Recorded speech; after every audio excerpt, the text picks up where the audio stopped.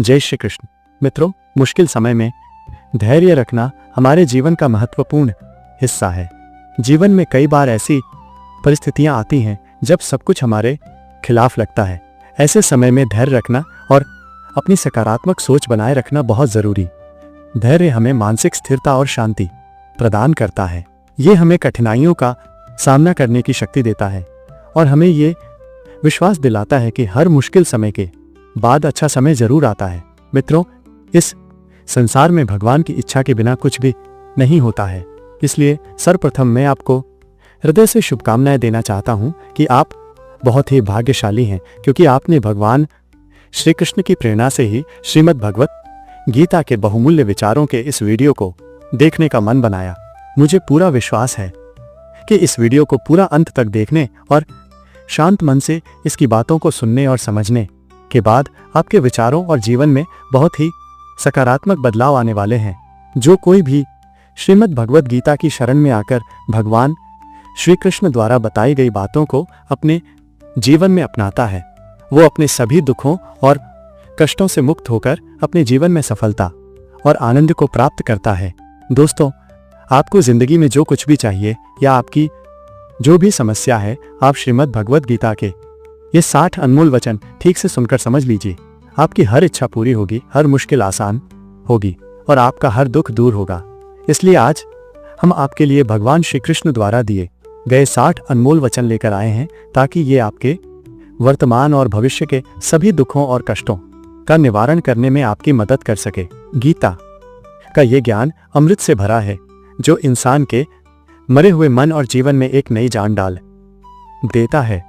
मैं गारंटी के साथ ये बात कह सकता हूं कि जो कोई भी इन 60 वचनों को पूरे ध्यान से और वीडियो के अंत तक सुनेगा, उसे अपनी हर समस्या का समाधान मिल जाएगा। उसे वो सब कुछ मिल जाएगा जो वो पाना चाहता। इसलिए इस वीडियो में एक भी विचार को मिस ना करें और इस वीडियो को पूरा अंत तक सुने। तो चलिए शुरू करते हैं।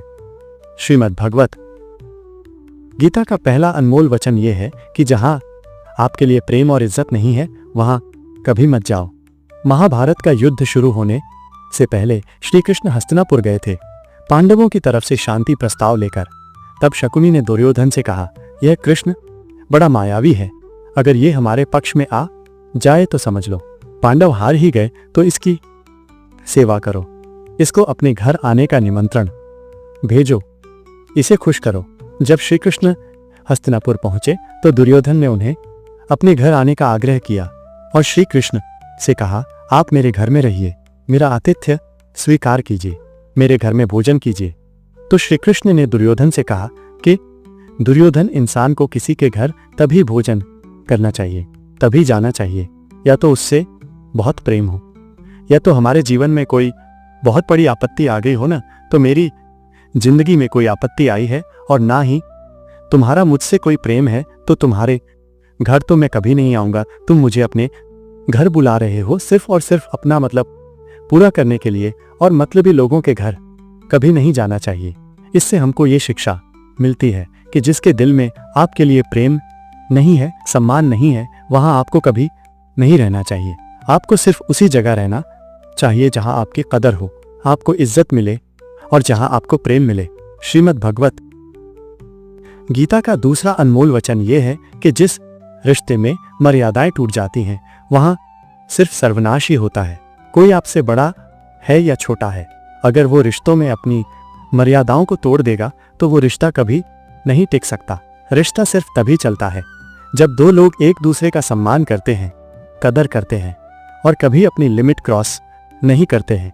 जिस रिश्ते में कोई लिमिट नहीं है, एक दूसरे की इज्जत नहीं है, वो रिश्ता आज नहीं तो कल खत्म ही हो जाता है।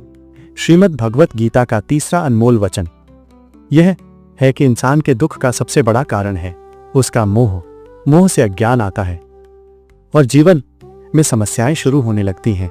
महाभारत में धृतराष्ट्र को दुर्योधन से इतना मोह था कि वो अपने पुत्र को गलत काम करने से भी रोक नहीं सके। धृतराष्ट्र को पुत्र मोह की वजह से धर्म अधर्म का ज्ञान ही नहीं रहा और अंत में सब कुछ बर्बाद हो गया। महाभारत में श्री कृष्ण ने अर्जुन से कहा था, जब ज्ञान की धारा बहती है तो सबसे पहले मोह को नष्ट करती है,